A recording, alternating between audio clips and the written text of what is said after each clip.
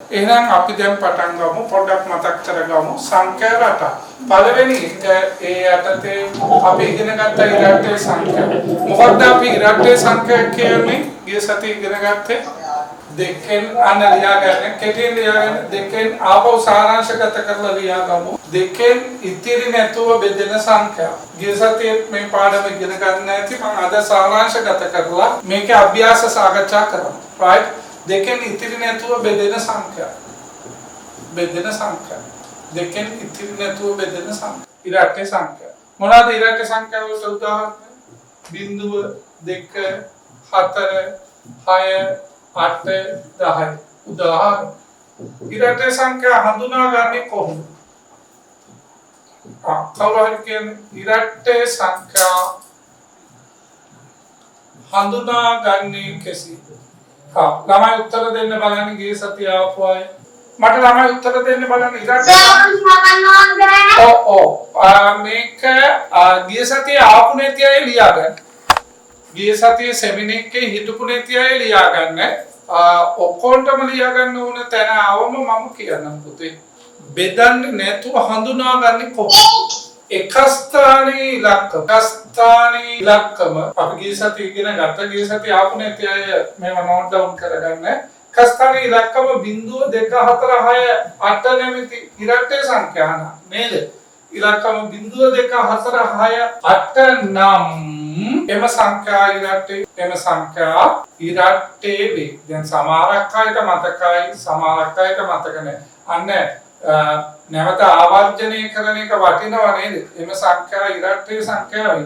මම සෙමිනාර් කරා මේ මොකද මේ සෙමිනාර් සීරීස් එක දිගටම යනවනේ. කලින් සතියේ උගන්වපු එක නැවත මතක් කරලා තමයි යන්නේ. නැත්නම් වැඩක් නැහැනේ. මම දැන් මේ පාඩමෙන් අභ්‍යාස වලට යන්න කලින් නැවත ගිය සතියේ උගන්වපු එක රිවයිස් කරනවා. මම දන්නවා ඕගලන්ගේ ඉස්කෝලේ ඔන්ලයින් නම් මම ඒවත් එක වැඩ වැඩි. ඉතින් අපි දැම්ම මේක මතක තියාගමු. ඒතර අමුතුවෙන් ගෙදරදී බලන්න ඕනේ නැහැ. right? එහෙනම් මෙතනින් අපි එක ස්ථානයේ ඉරට්ටේ සංඛ්‍යා ටික තෝරමු අපි තුන් මේ වගේ එකක් තිබ්බා. මේ වලින් ඉරට්ටේ සංඛ්‍යා යටින් අපි ඉරක් අඳිනවා. ගිය සතියේ ආපු නැති මේව ලියා ගන්න ඕනේ නැහැ. නමුත් ඒගොල්ලෝ මනෝමෙන් ඉරට්ටේ සංඛ්‍යා ටික තෝරගන්න. right? හරි. පුතේ මට කියන්න බලන්න මේකේ ඉරට්ටේ සංඛ්‍යා 241 ඉරට්ටේද ඔත්තේද? ඔත්තේ. ඇයි ඒක හඳුනාගත්තේ කොහොමද? එක ස්ථානයේ ඉලක්කම එක හින්දා. ඔන්න හරි. දැන් 542 ඉරට්ටේ. 40501 ඉරට්ටේද ඔත්තේද? ඔත්තේ. අන්න හරි. ඇයි එක ස්ථානයේ ඉලක්කම හරි. මේක ඉරට්ටේ උනේ ඇයි? මේක ඉරට්ටේ උනේ ඇයි?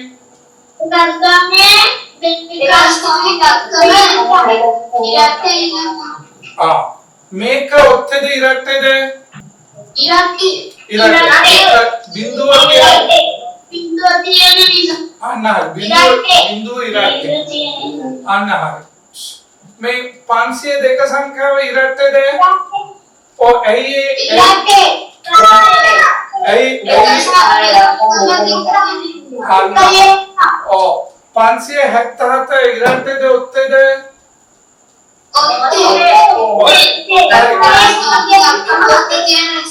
හරි, very good.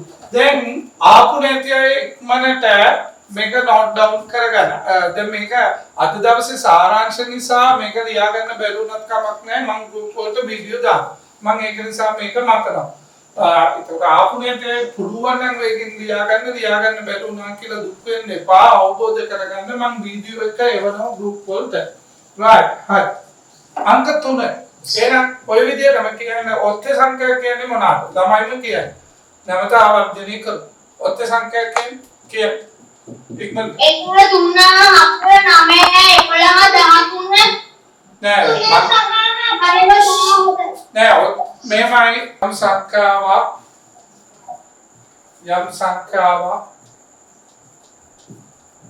දෙකෙන් බෙදූ විට එකක් ඉතිරි වේ නම් ඒ ඔත්තේ සංඛ්‍යාව ඔත්තේ සංඛ්‍යාව හරි. ඒකට ආපුනේ ලියාගන්න. අද මේ තාක්ෂණික දෝෂත් එක්ක හඳ වෙන්නේ කමක් නෑ. උදාහරණයක් 1 3 5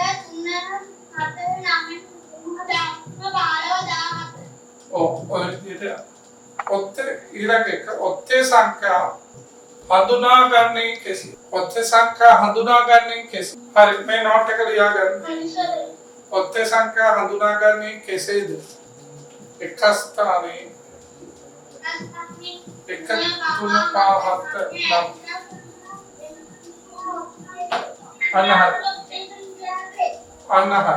එම සංඛ්‍යා ඔත්තේ වේ. එම සංඛ්‍යා ඔත්තේ වේ.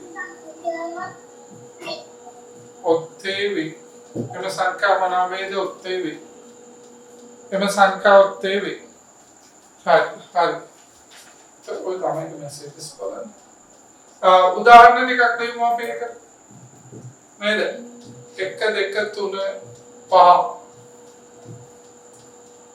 2 4 බිඳුව ඉරට්ටනේ 5 7 3 මේක ඔත්තේ. හරි.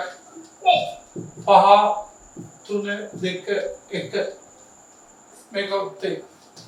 මේක ඔත්තේ. හරි. හරි මේ ටික දාගන්න. මේ ටික දාගන්න.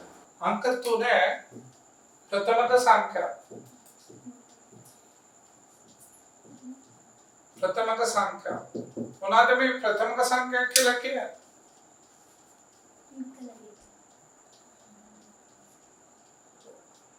ප්‍රථමක සංඛ්‍යා කියන්නේ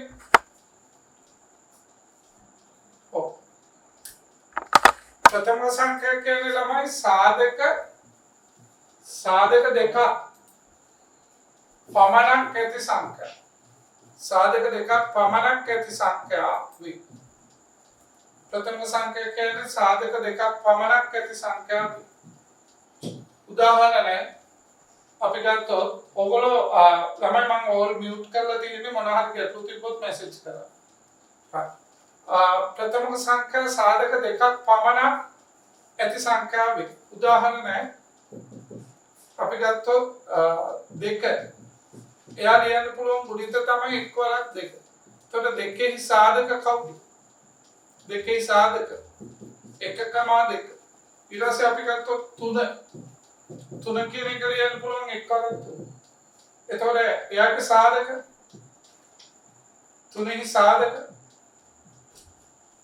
1,3 සාධක 2යි. එම නිසා 2 ප්‍රථමක. මේකේ සාධක 2යි. සාධක 2යි.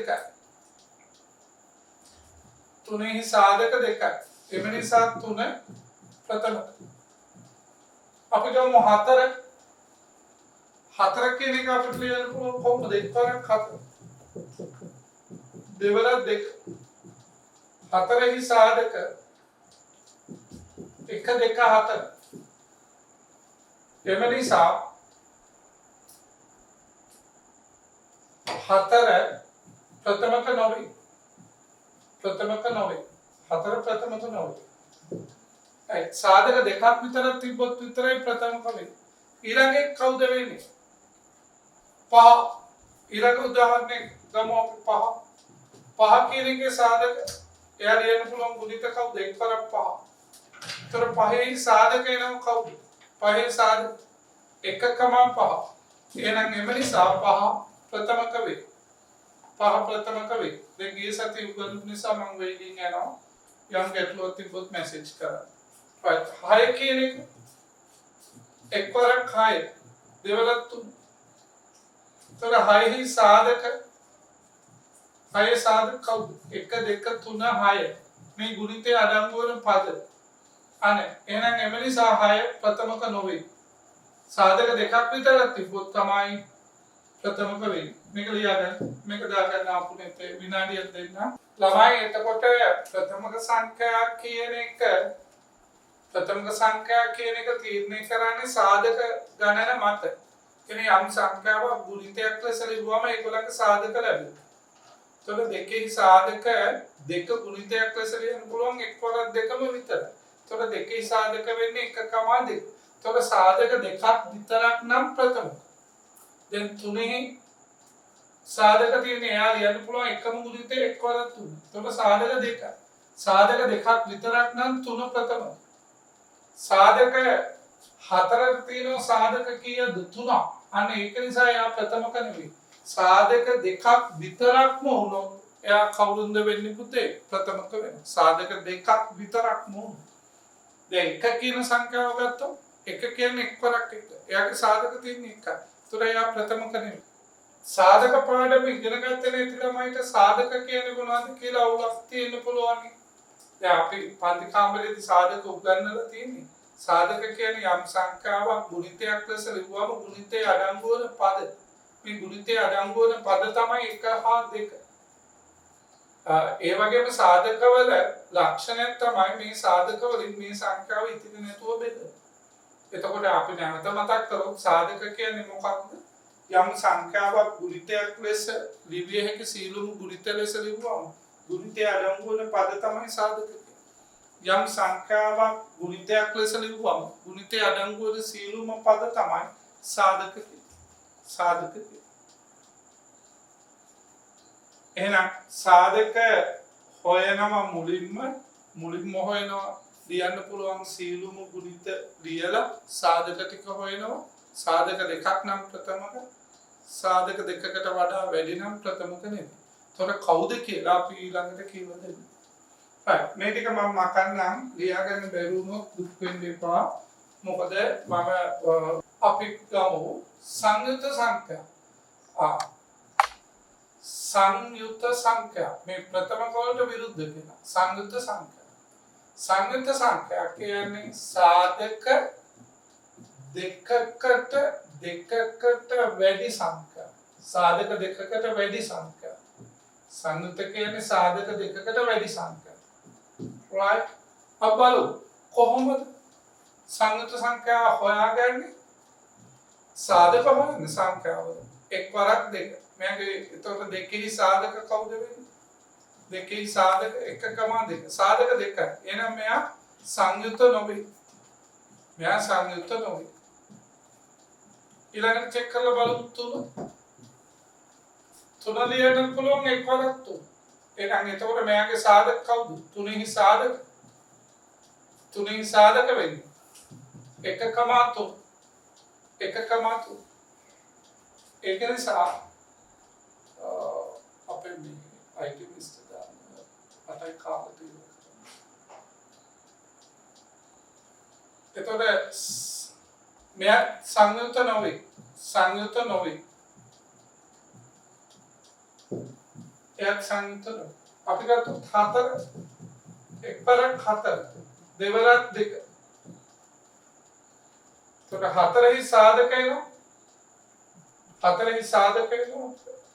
කවුද? 1 2 4. අන්න මසුරා.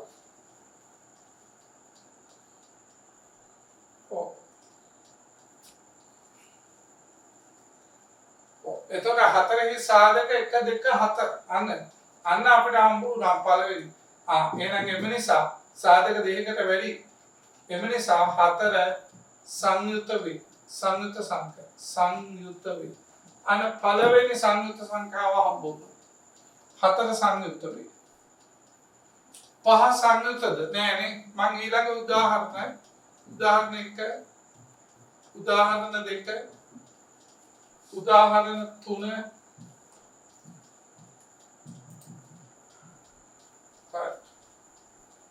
මේක උදාහරණ 4 අපි ගමු 6 ලියන්න පුළුවන් එක්වරක් 6 තව ගුණිත දෙවරක් 3.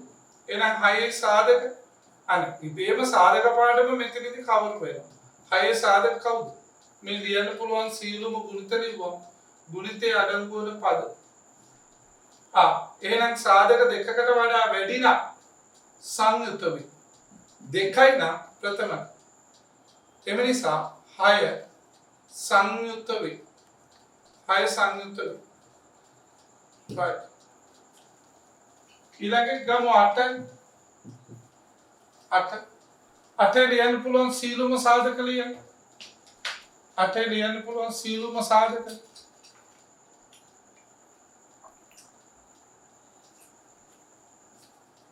එක්වරක් 8 දෙවරක් 4 එහෙනම් 8යි සාධක 1 2 4 8 එහෙනම් එම නිසා 8 සංයුක්ත වේ 8 සංයුක්ත වේ right ඔය ටික ලියාගන්න විනාඩි තියාගන්න බැලුනොත් දුක් වන්න එපා වීඩියෝ එක එවනවා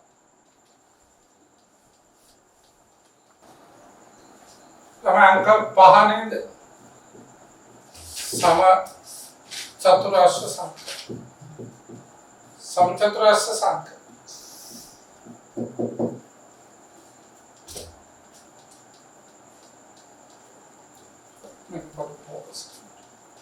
සමචතුරාර්ය සංඛ්‍යා මොනවාද මේ සමචතුරාර්ය සංඛ්‍යා කියන්නේ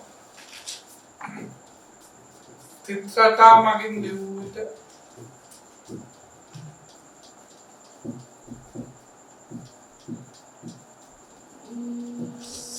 සමචතුරාර්ය හැඩ ලැබෙන සංඛ්‍යා හැඩ ලැබෙන සංඛ්‍යා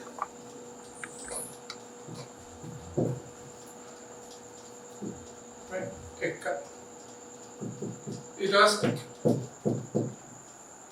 7 ඊට පස්සේ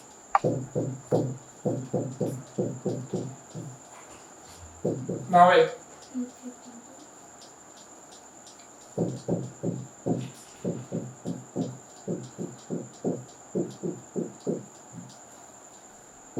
10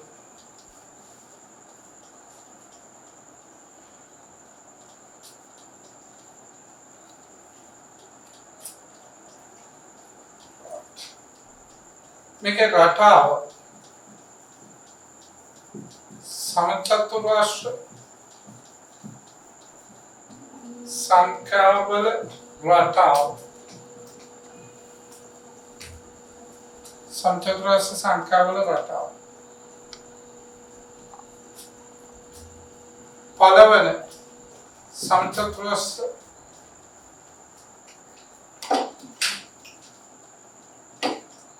පළවෙනි සංඛ්‍යාව ඒ පළවෙනි සමචතුර සංඛ්‍යාව හැදෙන්නේ එක්වරක් එක කීයද එක දෙවන සංඛ්‍යාව හැදෙන්නේ දෙවරක් දෙක දෙවරක් දෙක හතරක් තුන්වෙනි එක තුන්වරක් තුන 9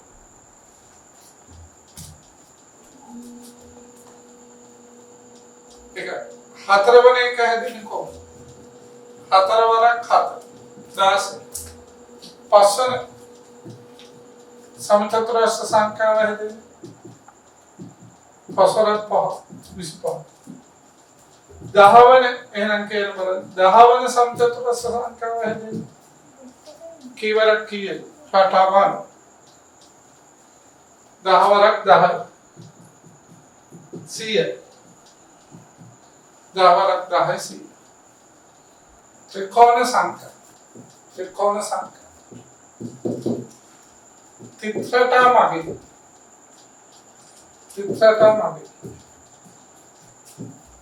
ලියු විට ත්‍රිකෝණ හැඩ ලැබේ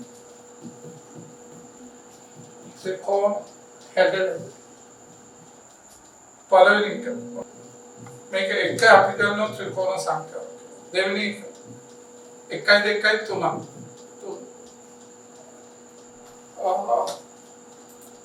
ළමයි තව ටිකකින් කට් උනොත් නැවතත් මේ ලින්ක් එකෙම ජොයින් වෙන්න ඊළඟ 1 2 අපි අයිති හය මේක 6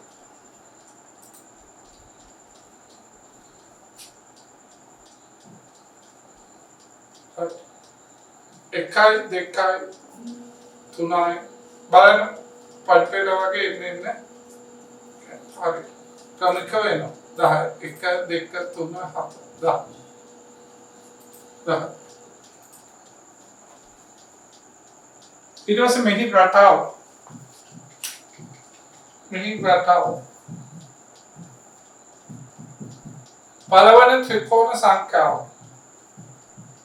පළවන ත්‍රිකෝණ සංඛ්‍යාව කොහොමද එන්නේ? 1 දෙවන ත්‍රිකෝණ සංඛ්‍යාව 1 එකතු කිරීම 2 3 තුන්වන ත්‍රිකෝණ සංඛ්‍යාව 1 එකතු කිරීම 2 එකතු කිරීම 3 හතරවන ත්‍රිකෝණ සංඛ්‍යාව 1 2 3 4 10 ඔය ටික දාගන්න. මේක හැමෝම ලියාගන්න. මේක අලුත් කොටසක් මම අභ්‍යාස වලට අදාළව කරා. සංඛ්‍යා සුළු නොකර ඔත්තේ ඉරට්ටේ යන බව තීරණය කෙරියෝ. ඒ ගිය සතිය ආපුනේ තිය මේක ලියාගන්න. තීරණය කෙරියෝ. මෙහෙමයි මේ බලන්න. පළවෙනි එක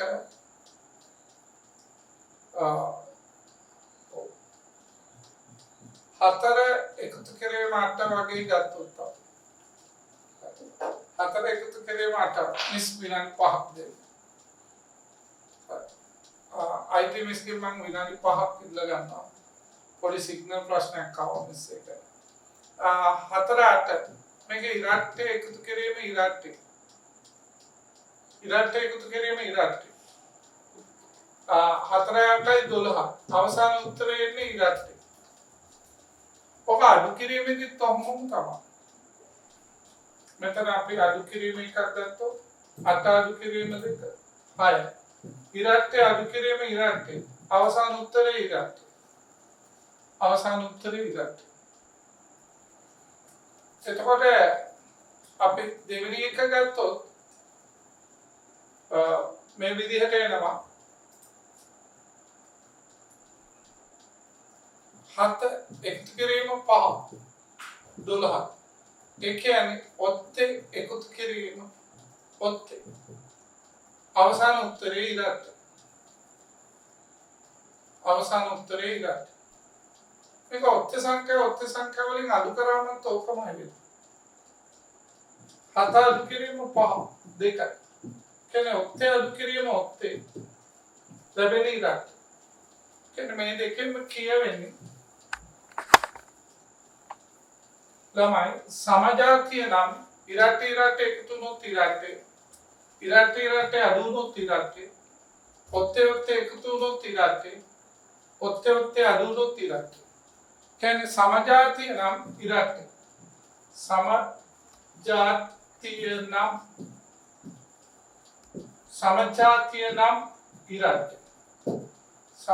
නම් ඉරට්ටේ අසමජාතිය නම් ඔත්තේ ඔන්න බලන්න 5 එකතු කිරීම 6 5 11 ඔත්තේ එකතු කිරීම ඉරට්ටේ මොකක්ද එන්නේ ඔත්තේ අපි අඩු කිරීමක් බලමු 6 අඩු කිරීම 5 1 කියන්නේ ඉරට්ටේ අඩු කිරීම ඔත්තේ අපි ඒක මේ ස්ටයිල් එකටම ලියමු ඔත්තේ 1 5 අඩු කිරීම 2 ඔත්තේ අඩු කිරීම ඉරට්ටේ මොනවාද එන්නේ 5න් 2ක් 3ක් මෙතන ඔත්තේ ඒ කියන්නේ අසමජාතිය වුණොත්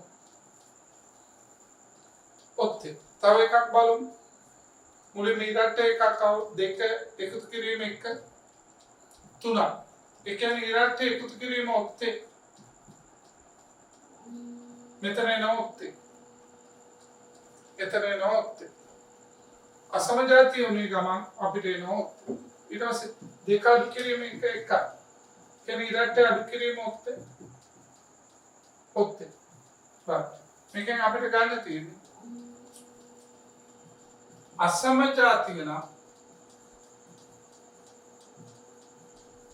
අසමජාතිය නම් ඔත්තේ හරි ළමයි දැන් අපේ කාල වේලාව අවසන් නිසා එතනම මට මේක තියෙන ඕනම සංඛ්‍යාවක් ඉරට්ටේ ඔත්තේ සංඛ්‍යා ගුණ කිරීම යන ආදී තියෙනවා ඒ ටික අපි ලබන සතියේදී සාකච්ඡා කරලා මේකේ සම්පූර්ණ අභ්‍යාසයක් සාකච්ඡා කරමු ලබන සතියේ සෙමිනාර් එකේදී. මේ පාඩමේ අපි මේ ටික නැවත මම ලබන සතියේ මතක් කිරීමක් කරලා ඒ වගේම ඔත්ත්‍ය සහ ඉරට්ට සංඛ්‍යාවල ගුණ කිරීම ටිකත් නැවත ආවර්ජනය කරමින් මේකේ සම්පූර්ණ හොඳ අභ්‍යාසයක් ලබන සතියේ කරමු. හැම සතියෙම ඊට පස්සේ මම පාඩම් ටික ඉක්මනට අපි අලුත් පාඩම් වලට යමු. එතකොට අපි ඉමාසමිස්ට දැන් පන්තිය බාර දෙමු. ඒකම ළමයි අපි විනාඩි 40 ලෙසන්ස් දාලා තියෙන නිසා ඕගොල්ලෝ හදිසියෙවත් මේක පාඩම එන්ඩ් වුණොත් ඉවර වුණොත් නැවතත් ඒ ලින්ක් එකෙන්ම සම්බන්ධ වෙන්න. එහෙනම් මම ඉමාසමිස්ට කියනවා කැමරාව ඔන් කරන්න කියලා. විශේෂයෙන්ම අපේ software engineer කෙනෙක් ඉතාමත් දක්ෂ ගුරුවරයා ළමයිට ඉතාමත් හොඳින් වැඩ කටයුතු ටික තාක්ෂණික IT ලෝකයේ පිළිබඳ දැනුමක් තියෙන ගුරුවරයා. ඒ වගේම හොඳ අධ්‍යාපනික සුදුසුකමක් විතරක් නෙමෙයි ප්‍රායෝගික දැනුමක් තියෙන මේ වෙනකොට ඉංජිනේරුවරයෙක් වශයෙන් වැඩ කරන ගමම්ම ළමයිට උගන්වන්න දක්ෂ ගුරුතුමියක් එතුමියගෙන් ළමයි උපරිම ප්‍රයෝජන ගන්න කියලා මම ඉල්ලා සිටිනවා.